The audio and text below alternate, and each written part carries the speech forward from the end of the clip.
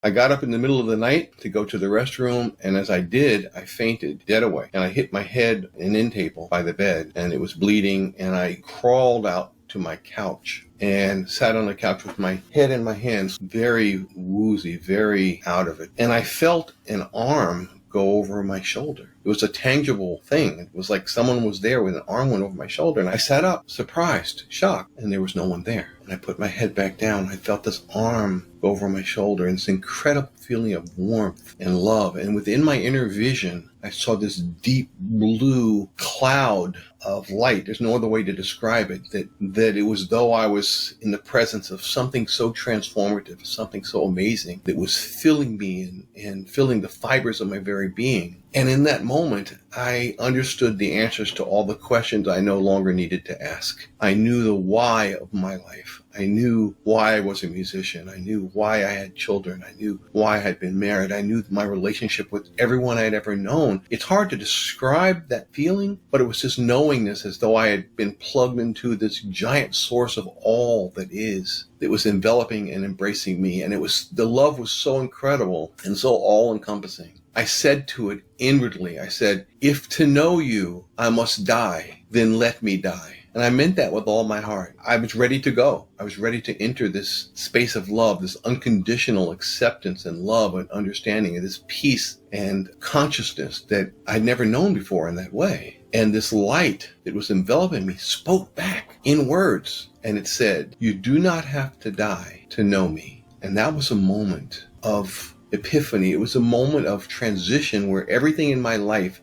would be different. And everything up to that point in my life was now viewed through a different lens. And I sat up and I fathomed that for just a minute. I did not have to die to know this incredible love and light and unconditional acceptance that I had never experienced before like that. It had told me I don't have to die to know.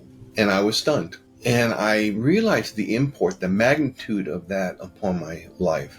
I realized that like many people, I carried with me this idea that when I would die, then I would be in the presence of God, that I would know spirit, that I would have this experience that is transcendent in the spiritual realms, that I might meet masters or guides or God or agents of love, and that I would live a good and quality life in order to experience this after death. But those words, you do not have to die to know me, pointed my spiritual compass to the magnetic north of God. It told me that by opening my heart to love, to this love that was present, that because I was in an altered state I was more aware of, that I could experience that love and experience the resonance of that love in my life as I went forward with my life. That it was not something I had to wait for an imagined time of death to know.